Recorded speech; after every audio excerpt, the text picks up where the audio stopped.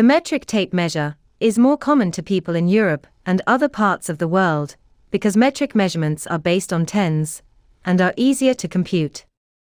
More and more fields are changing to the metric system.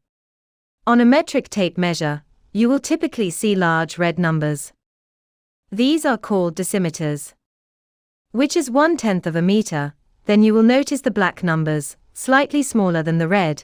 These are called centimeters, which is 1/10 of a decimeter. Lastly, the small lines in between the centimeters are millimeters.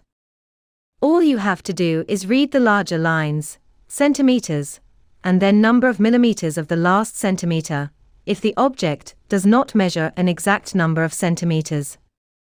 If you can write now. Let's try it on a book with a tape measure. Align the first large mark of the metric tape measure with the bottom edge of the book. Stretch the tape to the top edge.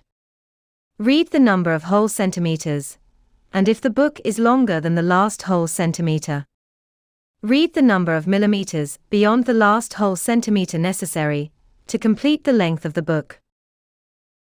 Write the number of centimeters, and then add a decimal point, and write the number of millimeters.